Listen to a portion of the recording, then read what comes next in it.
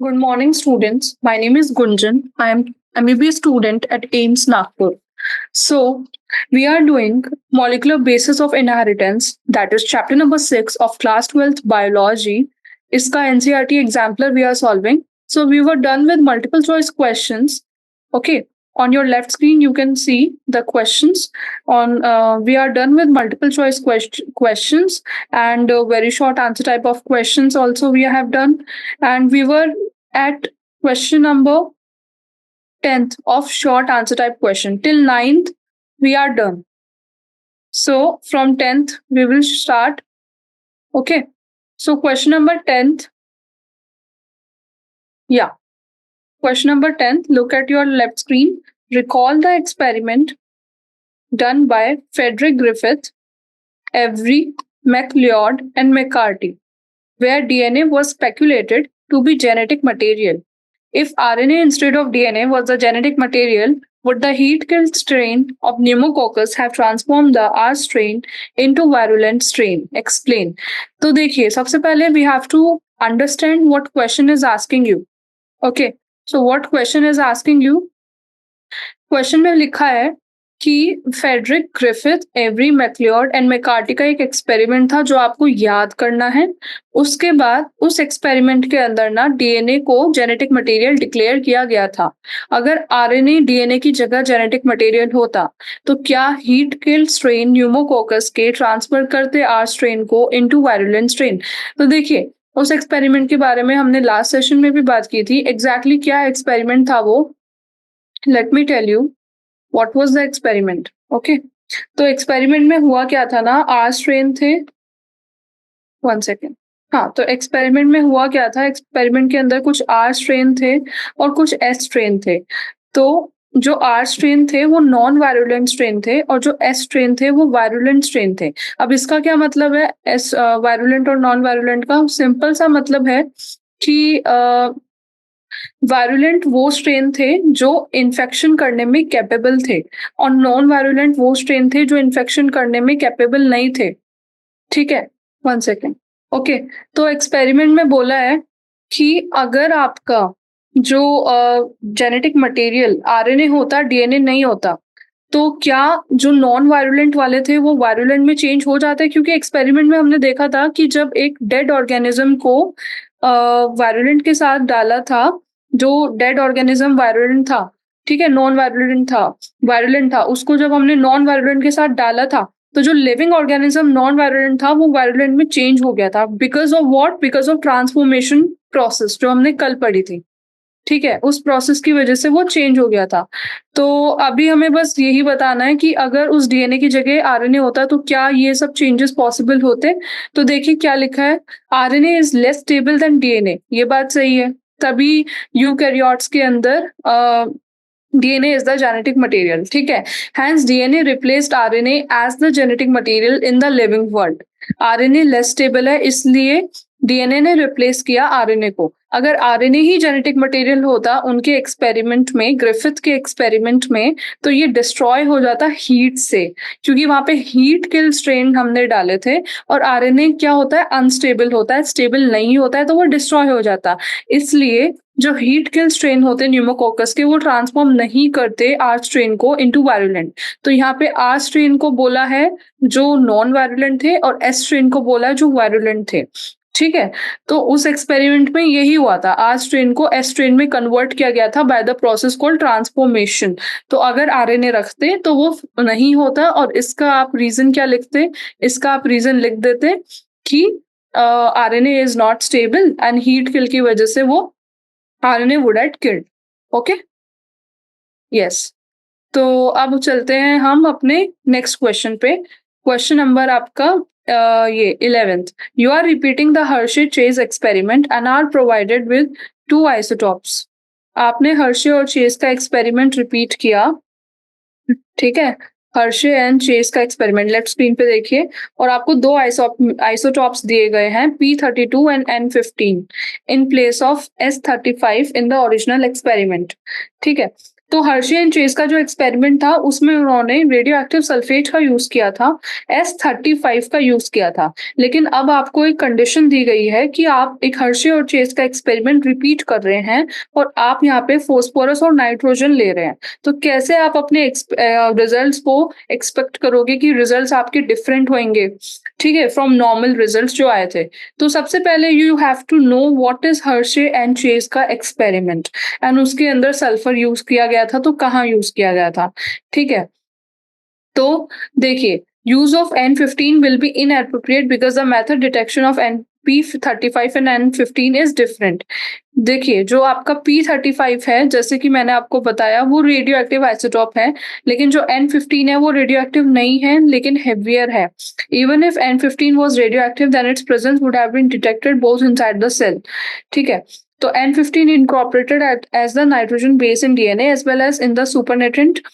तो इसके अंदर बस यही है कि जो आपने S35 यूज किया था ना ओरिजिनल एक्सपेरिमेंट में, वो रेडियो एक्टिव था। लेकिन अगर आप ये सेम एक्सपेरिमेंट N15 और P32 से करोगे, तो उसमें से बस एक ही है जो रेडियो एक्टिव है, which is P32। N15 radio active नहीं है, तो वो डिटेक्ट होगा ही नहीं, है ना।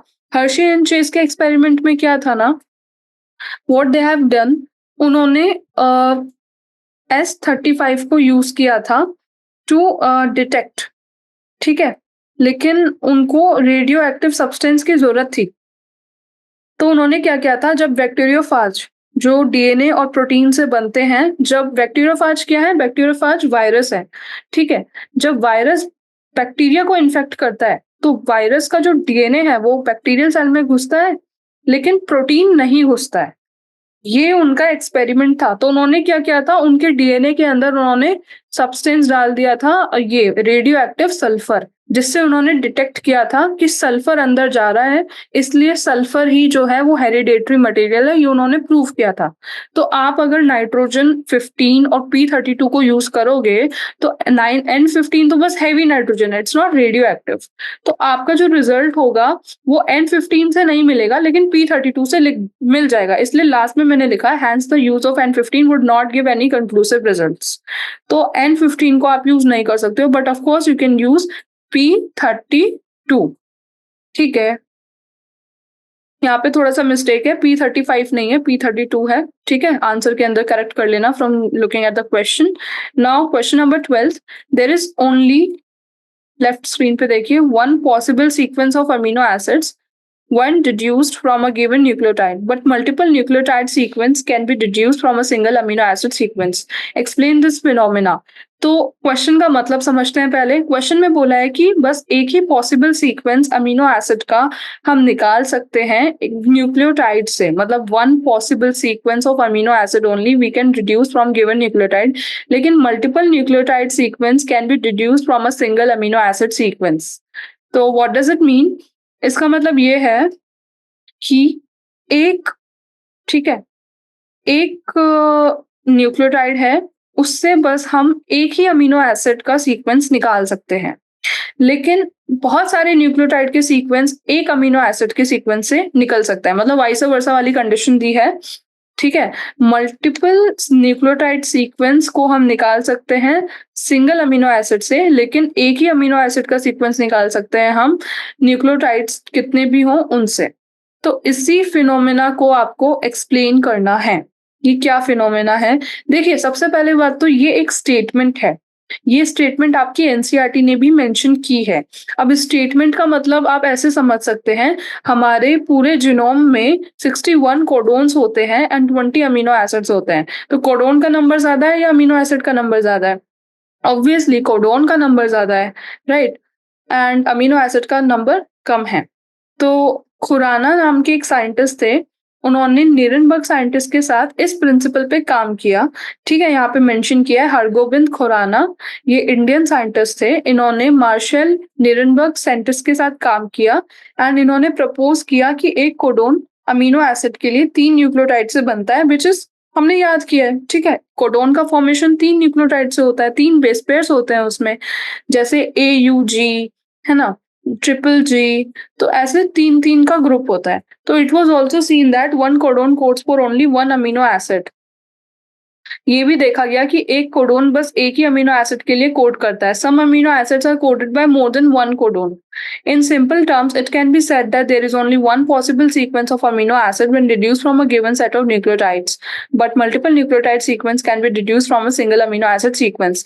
तो देखिए, ज्यादा कुछ इसमें सोचने का जरूरत नहीं है. जैसे ही आप नंबर को देखोगे कि 61 कोडोन एंड 20 अमीनो एसिड, अपने आप आपको समझ आ जाएगा कि न्यूक्लियोटाइड का नंबर ज्यादा है और अमीनो एसिड का नंबर कम है.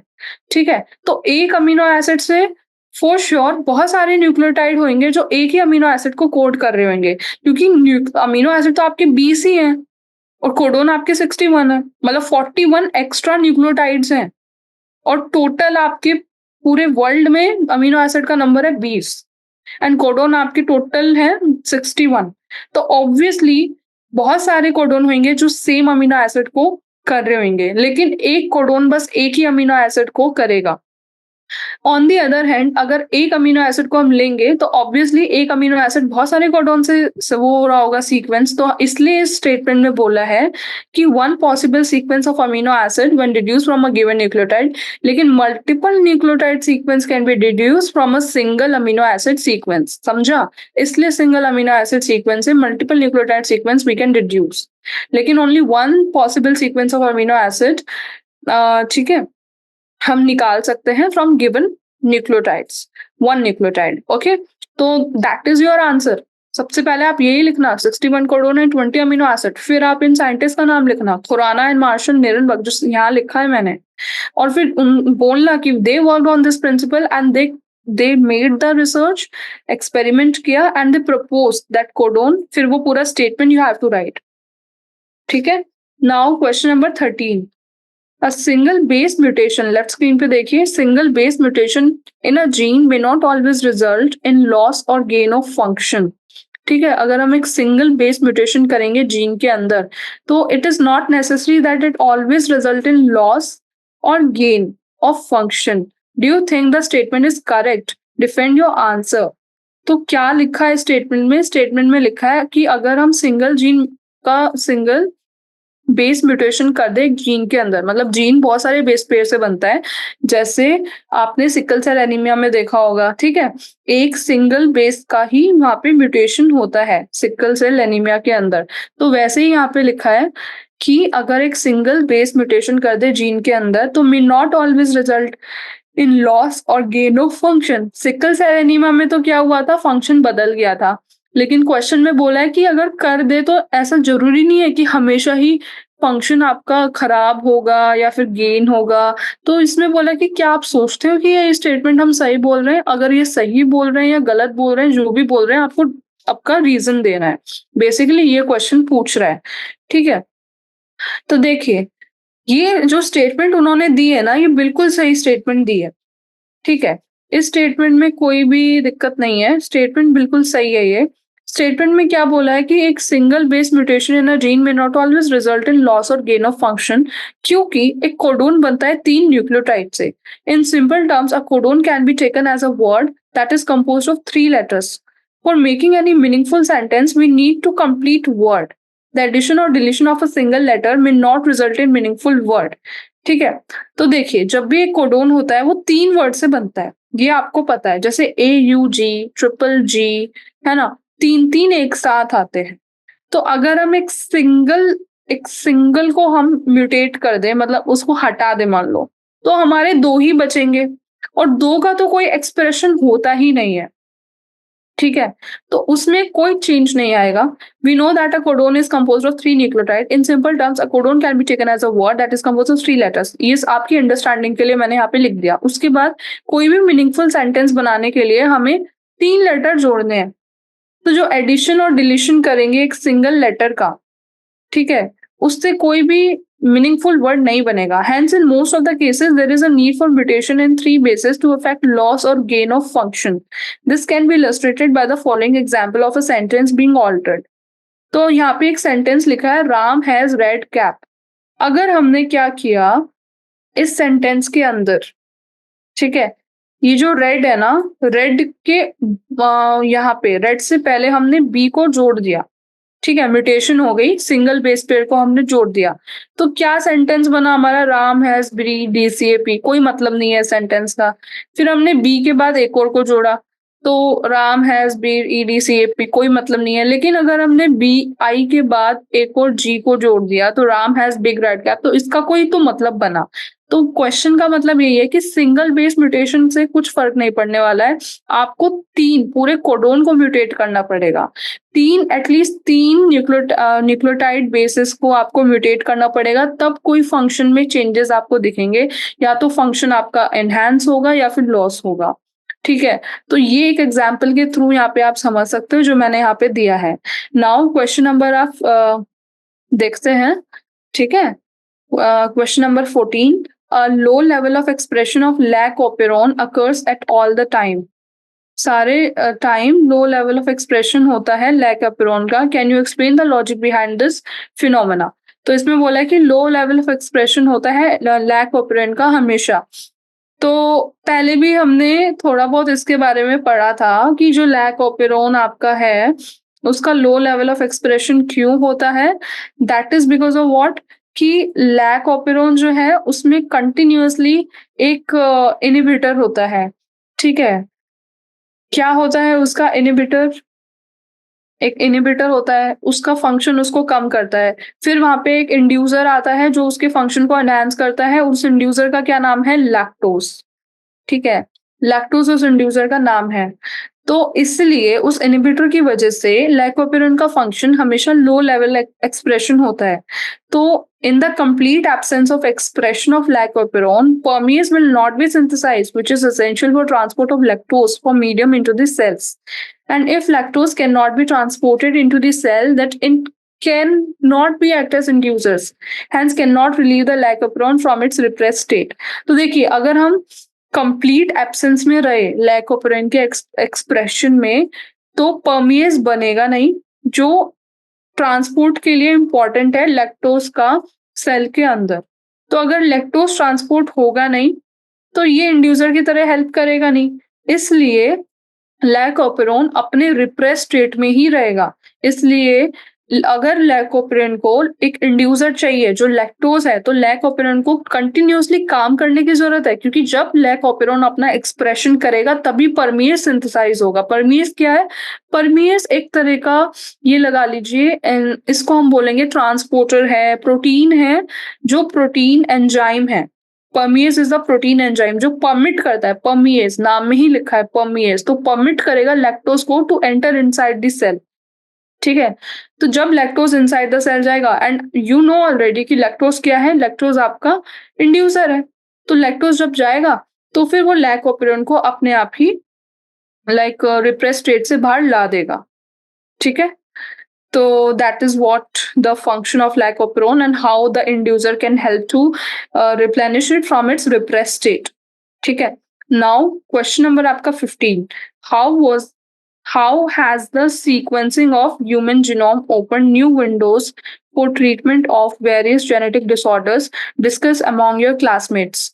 तो इस क्वेश्चन में बोला है कि कैसे जो ह्यूमन जीनोम का सीक्वेंसिंग है उसने कैसे इतनी इस रिसर्च की हेल्प से कैसे बहुत सारे जो जेनेटिक डिसऑर्डर्स हमारे ह्यूमन बींग्स में होते हैं। ठीक है, क्वेश्चन का मतलब समझिए, लेट स्क्रीन पे, how is the sequencing of human genome. Human genome क्या है, मतलब ह्यूमन का जो क्रोमोसोम का पूरा मटेरियल है, ठीक है, that is called human genome. तो क्वेश्चन में बोला है कैसे ह्यूमन जीनोम के सीक्वेंसिंग ने नई विंडोज खोली है for treatment of various genetic disorders. ठीक है, अब हमारे अंदर बहुत सारे जेनेटिक डिसऑर्डर्स हो जाते थे पहले के जमाने में। ठीक है, जब ये सब रिसर्च वगैरह नहीं थी, जैसे डाउन सिंड्रोम आपने पढ़ा है, क्लिनफेल्टर पढ़ा है, टर्नर सिंड्रोम पढ़ा है, और भी ऐसी ऐसी बीमारियां होती हैं, जैसे सिकल सेल एनीमिया होता है। तब कोई रिसर्च नहीं थी, पता नहीं था क्यों हो रहा है, तो बच्चे जल्दी मर जाते थे बिकॉज कोई ट्रीटमेंट नहीं मिलता था। अब आज क्या हो गया है ना, ह्यूमन जीनोम का पूरा सिक्वेंसिंग हो गया है, तो साइंटिस्ट को पता है कि ह्यूमन की सेल में कौन कौन से जीन्स हैं, that is called sequencing of human genome. तो उनको नॉलेज है कि कौन से जीन्स है हमारे सेल के अंदर। इस नॉलेज की हेल्प से we are able to treat various genetic disorders. ठीक है, तो आपको यही चीजें लिख के आनी है इसके अंदर कि we have the knowledge of what genes our cell is having. Okay, that's how, अगर नॉलेज है तो वी कैन नो अगर ये डिसऑर्डर है। जीन के हमें फंक्शंस भी पता है, जीन्स लिखना, and also we know what gene functions are. तो अगर किसी की बॉडी में कोई फंक्शन नहीं है तो वी गॉट टू नो कि किस जीन की वजह से वो फंक्शन नहीं है, और हम कुछ ऐसे ट्रीटमेंट दे सकते हैं जो उस फंक्शन की तरह एक्ट करे। ठीक है, जो जीन जिस प्रोटीन को बनाता था उस प्रोटीन को हम दे सकते हैं। ऐसे आपको पूरा सोचना है और फिर इस आंसर को लिखना है। आपको अपने वर्ड्स में लिखना है। यहाँ पे मैंने अपने वर्ड्स में लिखा है। ठीक है, तो मैंने क्या लिखा है, the sequencing of human genome has open new windows, वही स्टेटमेंट लिखी है। उसके बाद we know that genetic disorders are caused by some alteration in genes. आपको जेनेटिक डिसऑर्डर्स के बारे में बताना है। At present we do not have exact information about the base pair sequence where this alteration takes place, इसलिए हम unable हैं to devise any tool to prevent genetic disorders. लेकिन अगर एक अच्छी अंडरस्टैंडिंग होगी पर्टिकुलर सीक्वेंस की, ठीक है, इसमें लिखा है कि एट प्रेजेंट हमारे पास कोई एग्जैक्ट इन्फॉर्मेशन नहीं है about the base pair sequence कि कहाँ पे ये ऑल्टरेशन टेक प्लेस कर रहा है। और ये क्यों नहीं है इन्फॉर्मेशन, बिकॉज ह्यूमन जीनोम का सीक्वेंसिंग पूरा हुआ नहीं है, अभी चल ही रहा है। ठीक है, sequencing is still going on. तो आपको ये भी लिख के आना है कि अभी हमारे पास इन्फॉर्मेशन नहीं है, इन्फॉर्मेशन वही नॉलेज नहीं है about the base pair sequence जहाँ पे ऑल्टरेशन होता है। इसलिए हम कोई ऐसा टूल जेनेटिक डिसऑर्डर के लिए डिवाइस नहीं कर पाए हैं। लेकिन अगर एक प्रॉपर अंडरस्टैंडिंग होगी पर्टिकुलर सीक्वेंस की जो रिस्पॉन्सिबल है फॉर पर्टिकुलर जेनेटिक डिसऑर्डर, तो साइंटिस्ट एबल होंगे to devise some tools to prevent genetic disorders. Okay, अगर इस अंडरस्टैंडिंग हुई and we got to know कि इस वजह से हो रहा है, तो साइंटिस्ट वुड बी एबल। तो further if future may come when nobody will be suffering for genetic disorder, especially those which create serious disability। ठीक है, तो ऐसा हम सोच सकते हैं कि जब हमारा ह्यूमन जीनोम का सीक्वेंसिंग पूरा हो जाएगा तो हमारे पास प्रॉपर अंडरस्टैंडिंग हो जाएगी पर्टिकुलर बेस सीक्वेंस की जो एक जेनेटिक डिसऑर्डर को रिजल्ट करते हैं। तो साइंटिस्ट कुछ ऐसा मेडिसिन, कुछ ऐसा ट्रीटमेंट निकाल लेंगे उस नॉलेज, उस अंडरस्टैंडिंग की हेल्प से, उस इंफॉर्मेशन की हेल्प से जो सीक्वेंसिंग लेके आएगा, कि फ्यूचर में सारे जेनेटिक डिसऑर्डर्स को हम ट्रीट कर पाए और कोई भी एटलीस्ट सीरियस डिसेबिलिटी से सफर ना करे। ठीक है, तो that is what question number 15 was asking. और ऐसे ही आपको डिस्कस करना है, आप और भी पॉइंट्स ऐड कर सकते हो, ये तो मेरे पॉइंट्स थे। Apart from that you can also add your own points. ठीक है, ऐसा जरूरी नहीं है आपको यही लिख के आना है। Now question number 16, the total number of genes in human is far less, 25,000 से कम देन द प्रीवियस एस्टिमेट जो 1,40,000 है। ठीक है, तो इस पे कमेंट करना है। तो देखिए, जब इस क्वेश्चन में बहुत सिंपल सा क्वेश्चन है, आई डोंट थिंक सो आपको ये समझ भी नहीं आया होगा। ये बस क्वेश्चन में ये बोला है कि पहले हमने कोई एक एस्टिमेट निकाला था कि हमारे ह्यूमन के अंदर इतने जीन होंगे। कितना एस्टिमेट निकाला था हमने? 1,40,000 जीन का हमने एस्टिमेट निकाला था। ठीक है, 1,40,000 जीन हमारे ह्यूमन के अंदर होंगे, लेकिन ह्यूमन के अंदर जीन तो 25,000 से कम ही है। The total number of genes in human is very less, जो अभी निकल के आया है। तो इस पे आपको कमेंट करना है। तो बेसिकली आपको ये समझने की जरूरत है, जब साइंटिस्ट ने एस्टिमेशन चालू किया था, ठीक है, तो उन्होंने बहुत हाई नंबर से चालू किया। मतलब उन्होंने कितने नंबर से चालू किया होगा वो आप सोच सकते हो। उन्होंने ये लगा लीजिए अराउंड 10 लाख से चालू किया था। 10 lakh.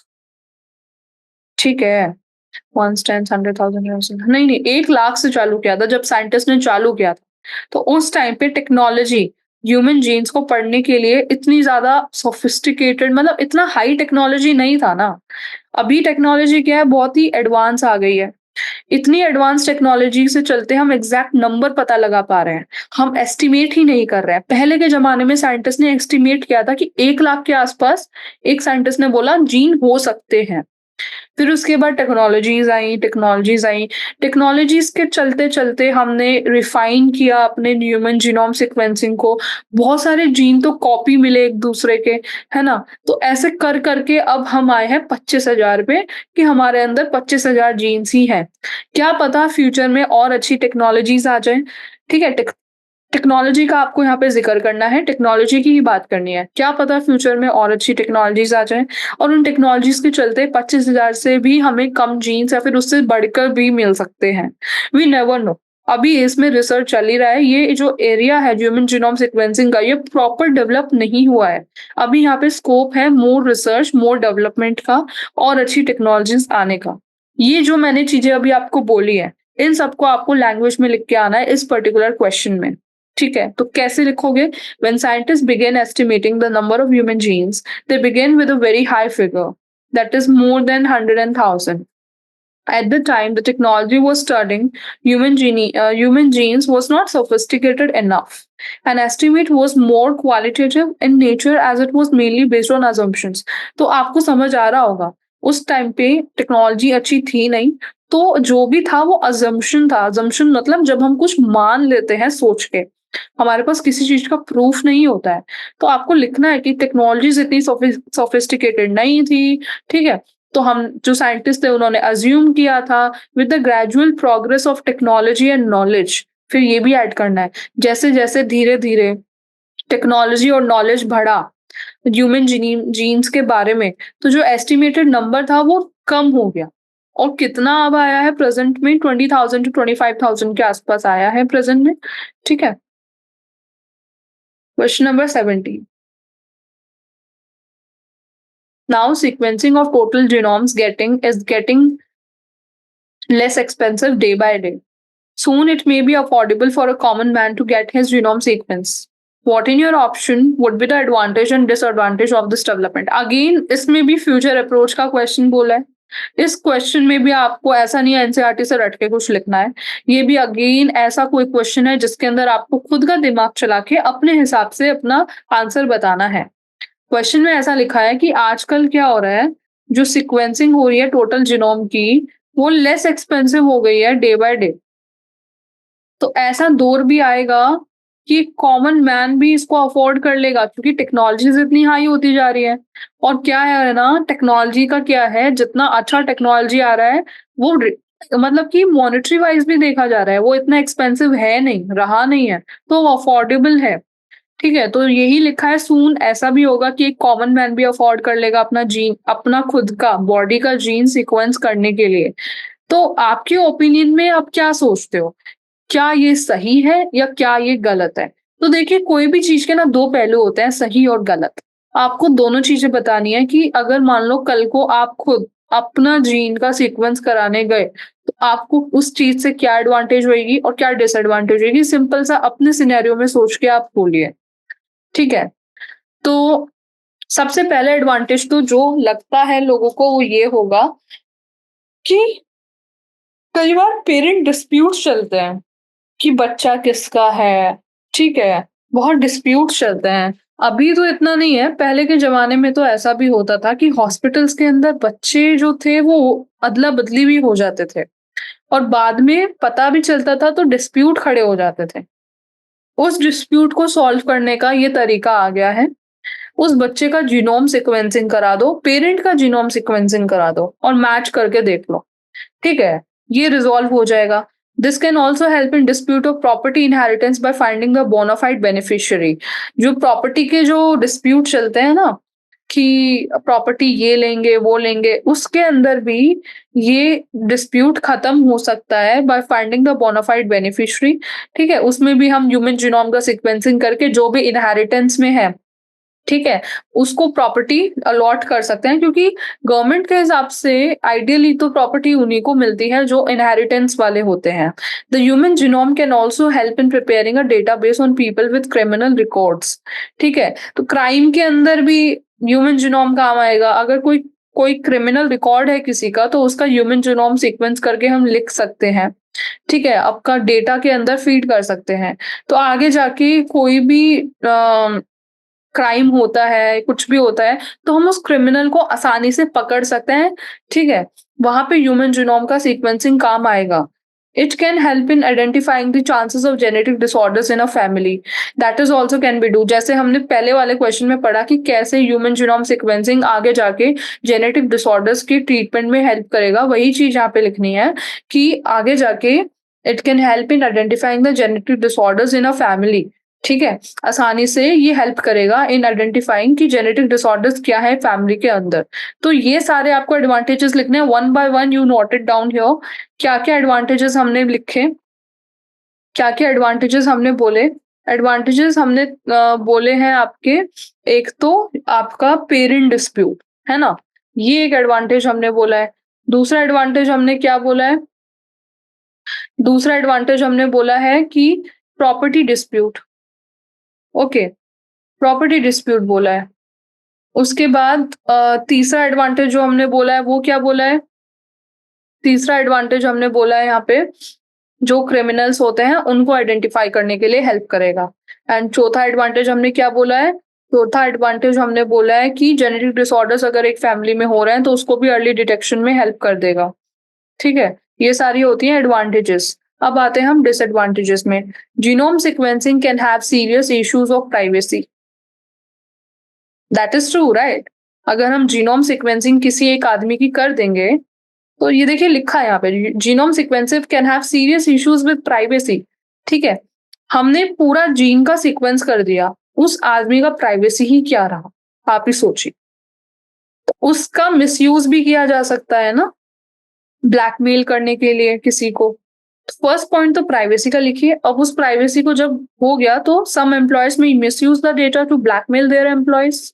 Okay, many private matters may leak into the public domain, creating embarrassment in for the affected person। अब इस चीज का क्या मतलब है, ये आपको समझना पड़ेगा। अगर देखिए, सिंपल लैंग्वेज में समझाती हूँ, अगर किसी भी इंसान का, अगर वो एक एम्प्लॉय है, ठीक है, कहीं पे काम कर रहा है, उसका सीक्वेंसिंग कर दिया पूरा जीन का, अब उसके जेनेटिक कोई डिफेक्ट है, ठीक है, जैसे हमने जेनेटिक डिफेक्ट्स क्या पढ़े थे, क्लिनफेल्टर सिंड्रोम, टर्नर सिंड्रोम, जिसमें मेल गायनेकोमेशिया हो जाता है, ठीक है, जो मेल बॉडी होती है लेकिन फीमेल ऑर्गन्स होते हैं, सब पढ़ा था ना। ऐसे-ऐसे जेनेटिक डिसऑर्डर्स होते हैं। अब some person is not comfortable, ठीक है? Not comfortable to express about his or her gender in public. लेकिन ह्यूमन जीनोम अगर हमने सीक्वेंसिंग कर दी, तो सब कुछ सामने आ जाएगा कि भई इसको तो क्लिनफेल्टर सिंड्रोम है, मेल गायनेकोमेशिया है, तो that can cause an embarrassment in public to a person. ठीक है? अगर वो उसका पूरा इन्फॉर्मेशन पब्लिक में लीक हो जाता है तो।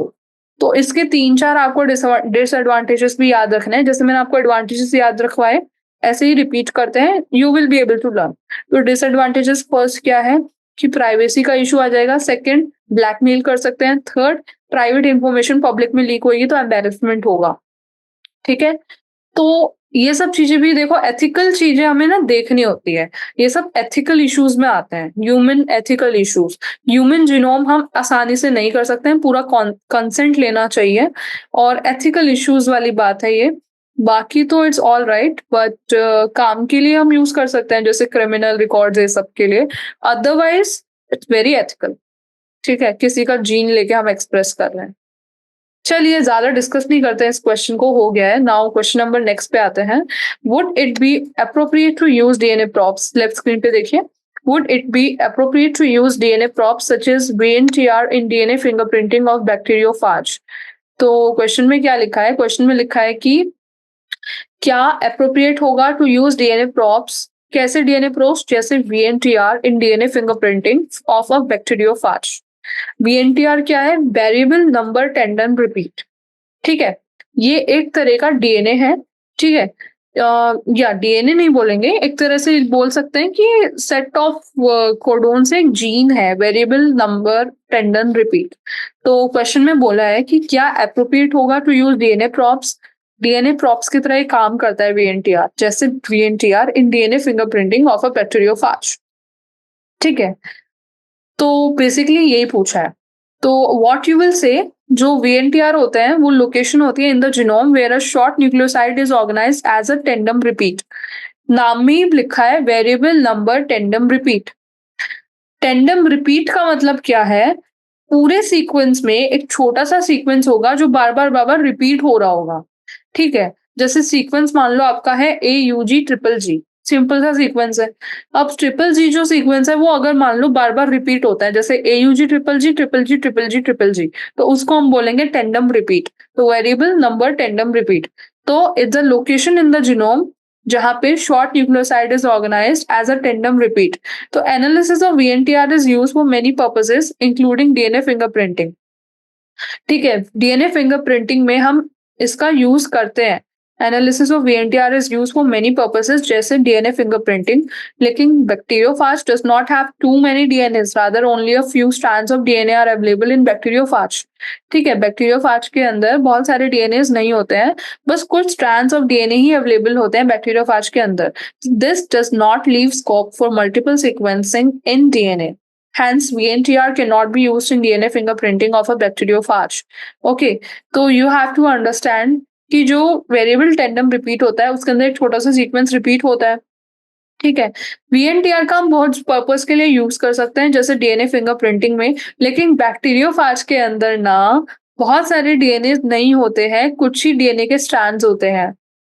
तो VNTR कोई बैक्टीरियोफाज के अंदर कोई ऐसे सिग्निफिकेंस नहीं रखेगा कि VNTR को हम बैक्टीरियोफाज के अंदर यूज करें। बैक्टीरियोफाज क्या है? यू नो ना, बैक्टीरियोफाज इज अ वायरस। ठीक है, virus living non living dispute चल रहा है उसी में, और बैक्टीरियोफाज के अंदर बहुत कम है जेनेटिक मटेरियल डीएनए का, फ्यू स्ट्रैंड्स ही हैं। तो VNTR तो एक ऐसे डेवलप्ड और हाई टेक ऐसे डीएनए मटेरियल आ गया है जिसमें टेंडम रिपीट है, बहुत सारा सीक्वेंस है बड़ा सा। तो VNTR को अगर हम बैक्टीरियोफाज में यूज करें तो does not leave scope for repeating sequences in DNA, इसलिए VNTR को यूज नहीं कर सकते हैं इन DNA fingerprinting of a bacteriophage. हमें एक सिंपल से डीएनए प्रोब को यूज करना है क्योंकि बैक्टीरियोफाज के अंदर जेनेटिक मटेरियल बहुत ही कम है, फ्यू स्ट्रैंड्स ही है, इट्स अ वायरस। VNTR बहुत बड़ा सीक्वेंस होता है, इसमें रिपीटेशंस बहुत सारी होती हैं, इसलिए VNTR को हम यूज नहीं कर सकते हैं। समझा ना? यही इसका रीजन है। Question number 19। During in vitro synthesis of DNA, a researcher used 2-3-deoxycytidine triphosphate as a raw nucleotide in place of 2-deoxycytidine। तो देखिए, इन विट्रो सिंथेसिस का मतलब है लैब के अंदर अगर हम एक डीएनए को बना रहे हैं तो एक रिसर्चर ने 2-3 डाई डिऑक्सी साइटिडीन ट्राइफॉस्फेट को यूज किया एक रो न्यूक्लियोटाइड की तरह। ठीक है, what would be the consequence? Consequence मतलब उसका परिणाम क्या होगा। ठीक है, तो क्या होता है ये समझिए। In vitro synthesis of DNA मतलब लैब के अंदर हम डीएनए बना रहे हैं। तो जब भी साइंटिस्ट वगैरह लैब के अंदर डीएनए बनाते हैं तो वो लोग क्या करते हैं ना, वो लोग जो बेसिक न्यूक्लियोटाइड लेते हैं उसका नाम होता है 2-deoxycytidine। जो बेसिक न्यूक्लियोटाइड वो लोग लेते हैं दैट इज कॉल्ड 2-deoxycytidine। ठीक है, अब जो ये 2-deoxycytidine उन्होंने लिया उसकी जगह क्वेश्चन में बोला है कि अगर हम 2-3 डाइडिऑक्सीसाइटिडीन ट्राइफॉस्फेट लें तो उसका क्या परिणाम होगा, यही क्वेश्चन में पूछा है। ठीक है, तो 2-3 dideoxycytidine triphosphate is a reverse transcriptase inhibitor. ठीक है, तो 2-3 डाइडिऑक्सीसाइटिडीन ट्राइफॉस्फेट पहले समझे। साइटोसिन से साइटिडीन बना है यहाँ पे, ट्राइफॉस्फेट मतलब 3 फॉस्फोरस के ग्रुप जुड़े हुए हैं और एक डिऑक्सी की जगह 2 बार डीऑक्सीजनेशन हुआ है। हमारे डीऑक्सीराइबोन्यूक्लियस के अंदर क्या होता है, एक बार होता है, यहाँ पे 2 पॉइंट पे हुआ है, 2' पे 3' पे। और हमने न्यूक्लियो जो लिया है वो लिया है बेस पेयर साइटिडीन लिया है, तो ये पूरा न्यूक्लियोटाइड बन गया, फॉस्फेट बेस पेयर एंड आपका ये शुगर। ठीक है, तो ये जो है this is a reverse transcriptase inhibitor. ये किस तरह से काम करता है, जब रिवर्स ट्रांसक्रिप्शन होती है तो उसको वो रोकने का काम करता है ये particular sequence. Reverse transcriptase is a viral DNA polymerase which facilitates DNA replication in HIV. Okay, reverse transcriptase किस में हेल्प करता है, रिवर्स ट्रांसक्रिप्शन में हेल्प करता है इन रेट्रोवायरसेस। रेट्रोवायरस का one of the good example है HIV। ठीक है, तो reverse transcriptase is a viral DNA, virus का ही डीएनए पॉलीमरेज होता है जो डीएनए रेप्लिकेशन में हेल्प करता है इन HIV एंड रेट्रोवायरसेस। तो commercial name of DDC is zalcitabine and it's sold as a form, ये आपको याद नहीं रखना है, आगे चलिए। इफ 2-3 डाइडिऑक्सीसाइटिडीन को यूज किया रो न्यूक्लियोटाइड की जगह इन प्लेस ऑफ 2-deoxycytidine तो क्या होगा, ये डीएनए रेप्लिकेशन होने ही नहीं देगा। ठीक है, क्यों नहीं होने देगा? क्योंकि ये तो इनहिबिट करता है रिवर्स ट्रांसक्रिप्टेज नाम के एंजाइम को। रिवर्स ट्रांसक्रिप्टेज नाम का एंजाइम ही हमें चाहिए था डीएनए रेप्लिकेशन के लिए इन एचआईवी एंड अदर रेट्रोवायरसेस। और हम लैब के अंदर भी क्या ही कर रहे थे, लैब के अंदर हम वायरस के डीएनए को रेप्लिकेट कर रहे थे। ठीक है, तो इसलिए हम इसको यूज नहीं कर सकते हैं। 2 डिऑक्सीसाइक्लिन प्रमोट कर रहा था रेप्लिकेशन को, और ये प्रमोट नहीं करेगा। ये क्या करेगा? ये इनहिबिट करेगा। It will inhibit reverse transcriptase नाम का एंजाइम, और जब ये इनहिबिट करेगा तो आगे जाके नहीं होगी रेप्लिकेशन, तो we can not use it. As simple as that, make it very simple. Okay, it is a short answer type question, इसलिए इतना बड़ा लिखना पड़ रहा है कि इसका क्या फंक्शन है, रिवर्स ट्रांसक्रिप्टेज का क्या फंक्शन है, सब कुछ आपको एक्सप्लेन करना है। अगर ये वेरी शॉर्ट में आता तो आप सिंपली लिख देते, it is that inhibitor of reverse transcriptase, hence we cannot use. But it is a short answer type question, then you have to explain reverse transcriptase का function. You have to explain कि 2-deoxycytidine नहीं करता है replication को stop, और ये कर देगा। तो इसके contrary effect रहेंगे। क्या लिखोगे आप? कॉन्ट्रारी, मतलब ऑपोजिट। हमने सोचा था रेप्लिकेशन होगा और रेप्लिकेशन नहीं हो रहा है, इसलिए हमने बोला है contrary effect. Question number 20, what background information did Watson and Crick have made available for developing a model of DNA? What was their contribution? Question number 20 में पूछा है कि क्या background information Watson and Crick ने लिया था for developing a model of DNA, और उनके क्या कॉन्ट्रीब्यूशन थे। आपको पता है ना, वॉटसन एंड क्रिक ने डीएनए का मॉडल बनाया था, the double helix DNA model. ठीक है, तो इसमें बोला है कि उनके पास ऑलरेडी क्या इंफॉर्मेशन थी और उन्होंने क्या इंफॉर्मेशन दी। तो पहले हम बात करेंगे क्या इंफॉर्मेशन ऑलरेडी थी। नंबर फर्स्ट देखिए, pairing between the 2 strands of polynucleotide chains. Information ये थी कि पेयरिंग होती है, 2 स्ट्रैंड्स होते हैं। सेकेंड इन्फॉर्मेशन थी, base pairing of polynucleotide chain is complementary in nature. Second information ये थी कि बेस पेयरिंग होती है। पहले इन्फॉर्मेशन थी 2 स्ट्रैंड की पेयरिंग होती है। थर्ड इन्फॉर्मेशन क्या थी, if base sequence of 1 strand is non, तो दूसरे सीक्वेंस का प्रेडिक्ट किया जा सकता है। एंड फोर्थ इन्फॉर्मेशन थी, अगर हर strand from a DNA act as a template, तो दोनों के दोनों daughter DNA would be similar to the mother DNA. ठीक है, अगर हर स्ट्रैंड एक डीएनए से टेम्पलेट की तरह एक्ट करे, then both the daughter DNA would be similar to the mother DNA.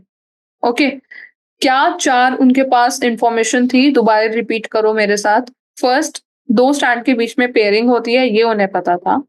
दूसरा, बेस पेयरिंग होती है, ठीक है, जो कॉम्प्लीमेंट्री होती है, pyrimidine प्यूरिन से जुड़ेगा, प्यूरिन pyrimidine से जुड़ेगा, ये उनको पता था। तीसरा, अगर एक स्ट्रैंड का बेस सीक्वेंस पता है तो दूसरे का पता लगाया जा सकता है। एंड चौथा, अगर हर स्ट्रैंड डीएनए से एक्ट करे टेम्पलेट की तरह, तो दोनों daughter DNA would be similar to the mother DNA। अगर हर स्ट्रैंड एक्ट करे टेम्पलेट की तरह, तो डॉटर डीएनए जो, मतलब एक डीएनए रेप्लिकेशन से जो उसका डॉटर डीएनए बनेगा, वो जो पेरेंट डीएनए होगा उससे सिमिलर रहेगा। और उन्होंने कंट्रीब्यूट क्या दिया था? सबसे पहले तो आप कंट्रीब्यूशन में लिखोगे उनका डबल हेलिक्स मॉडल, फिर a simple model of DNA was available, simple model हम उसको बोलते हैं। Then genetic implications DNA replication की आसानी से उन्होंने समझाई थी कि डीएनए रेप्लिकेशन जो होती है वो कैसे होती है, उसकी जेनेटिक इम्प्लीकेशंस क्या है। एंड थर्ड पॉइंट था, the model brought revolution in understanding of biology at a molecular level. Okay, third point क्या था? बायोलॉजी को एक मॉलिक्यूलर लेवल पे पढ़ने के लिए दिस पर्टिकुलर मॉडल जो उन्होंने दिया था, the simple model of DNA, उन्होंने बहुत अच्छा कंट्रीब्यूशन किया कि हमने इतने सारी स्टडीज उस मॉडल के बेसिस पे कर ली। जो मॉलिक्यूलर लेवल स्टडी थी बायोलॉजी के अंदर, वो पर्टिकुलर इस मॉडल की हेल्प से इतनी सारी स्टडीज कंडक्ट कर पाए। ठीक है, इस सिंपल मॉडल की हेल्प से। तो ये बेसिकली वॉटसन एंड क्रिक के कुछ ना कुछ कॉन्ट्रीब्यूशंस थे जो आपको याद रखने हैं। ठीक है, एक सिंपल मॉडल दिया, फिर इजीली अंडरस्टैंड जो थी जेनेटिक इम्प्लीकेशंस रेप्लिकेशन की वो समझी, और फिर तीसरा रेवोल्यूशन आ गया in understanding of biology at a molecular level. Now question number 21, what are the functions of methylated guanosine cap poly A tail in a mature or on RNA? तो इसमें लिखा है कि क्या फंक्शंस हैं मिथाइलेटेड guanosine कैप के और poly A tell के इन अ मैच्योर आरएनए। देखिए, आरएनए की बात की गई है, ठीक है?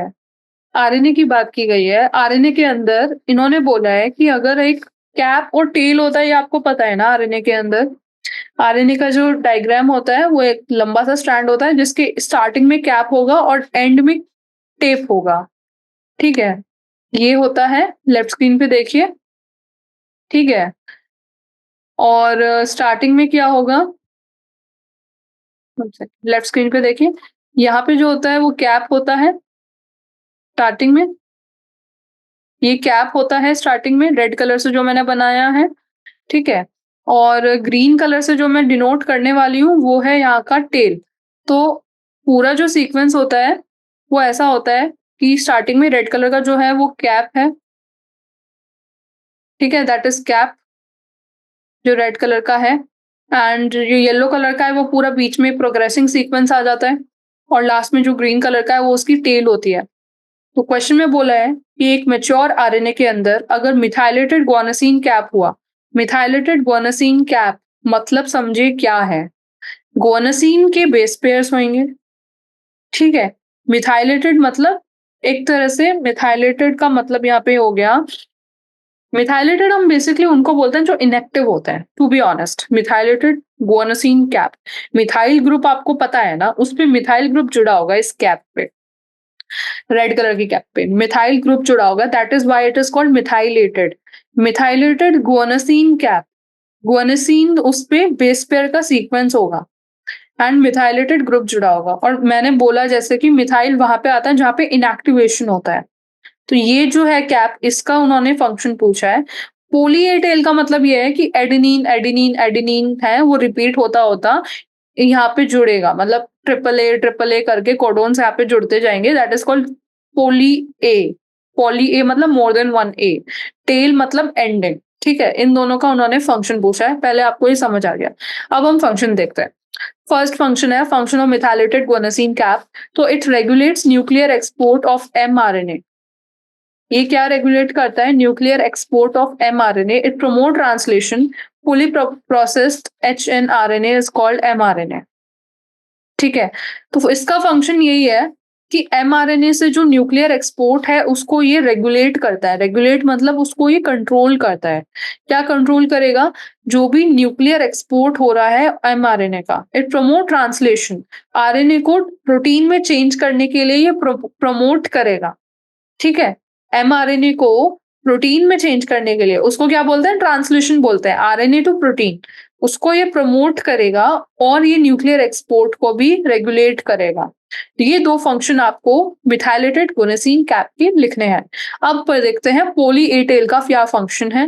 पोली ए टेल प्रोटेक्ट करता है आरएनए को फ्रॉम डिग्रेडेशन बाय एक्सोन्यूक्लियसिस।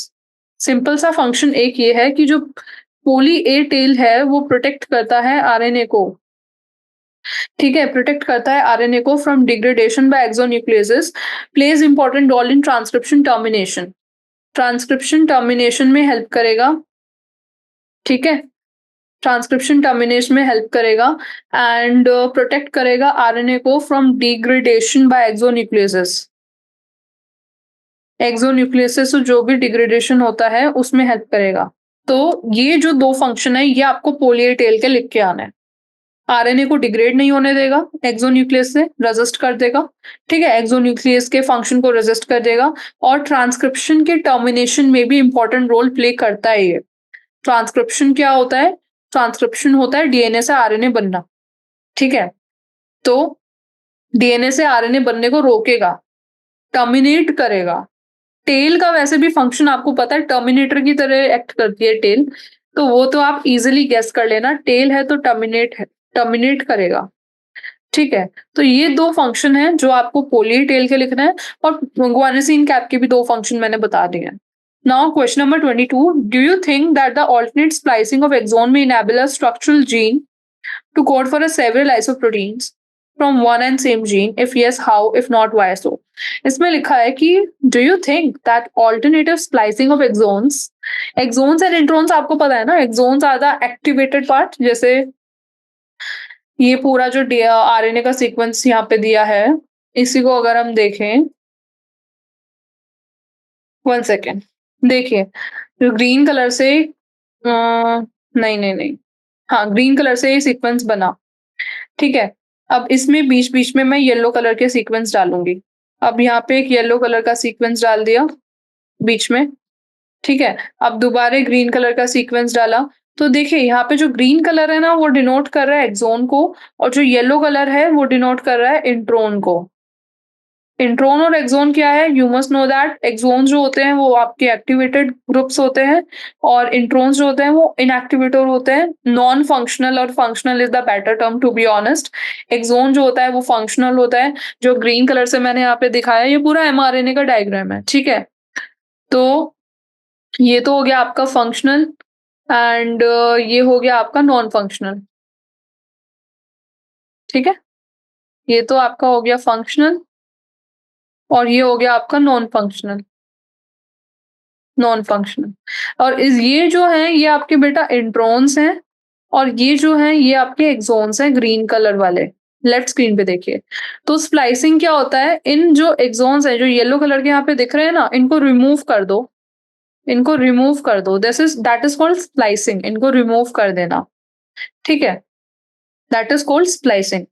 तो क्वेश्चन में बोला है ऑल्टरनेटिव स्प्लाइसिंग का क्या मतलब है? एक छोड़ के एक रिमूव हो रहा है। एक्सॉन को छोड़ के इंट्रोन रिमूव हो रहा है, फिर एक्सॉन को छोड़ रहे हैं, फिर इंट्रोन रिमूव हो रहा है। That is called alternate splicing of exon. तो इसमें बोला है do you think that alternate splicing of exon may enable a structural gene to code for several isoproteins from one and the same gene? If yes then how?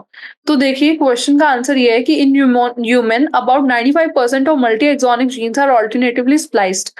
Human के अंदर 95% gene होते ही है alternatively splicing करते हैं, ठीक है? Alternative splicing help करता है in generating many proteins from one and the same gene. Alternative splicing help करता है in generating many proteins from one and same gene. In this process, a particular exon may be excluded from or included in a specified RNA. Splicing, which results in a single gene coding for multiple protein, is called alternative splicing. Okay, human के अंदर about 95% of multi exonic genes are alternatively splice. First statement is that. तो basically that is the normal process जो होती है। Alternative splicing help करता है in generating many proteins from one and the same gene. बहुत सारे proteins को generate करने के लिए दिस प्रोसेस इज रिक्वायर्ड। इस प्रोसेस के अंदर पर्टिकुलर एक्सॉन एक्सक्लूड करके इंक्लूड किया जाता है स्पेसिफिक आरएनए में। एक्सक्लूड क्यों किया गया है? क्योंकि स्प्लाइसिंग में नहीं लिया गया है। हमने स्प्लाइसिंग में इंट्रोन को लिया है। तो splicing which results in a single gene coding for multiple protein is called alternative splicing. Alternative splicing का आपको definition लिखना है। तो splicing which results in a single gene coding से result करने वाला जो splicing है for multiple proteins is called alternative splicing. Now question number आपका 23, ठीक है? Question number 23. Comment on the utility of variability in number of tandem repeats during DNA fingerprinting. Tandem repeats हमने पढ़ा था variable tandem repeats VNTR, variable number tandem repeats. तो उसका utility पूछा है कि उसका क्या यूज हम कर सकते हैं डीएनए फिंगरप्रिंटिंग, ठीक है? तो variability in a number of tandem repeat is highly useful in DNA fingerprinting. First point is that क्योंकि उसके अंदर क्या है ना, सेम सीक्वेंस बहुत बार रिपीट हो रहा है, ठीक है? तो उससे डीएनए फिंगरप्रिंटिंग थोड़ा इजी हो जाता है। The DNA sample is subjected to gel electrophoresis on Southern blotting. After that VNTR manifest a pattern of lines of different lengths.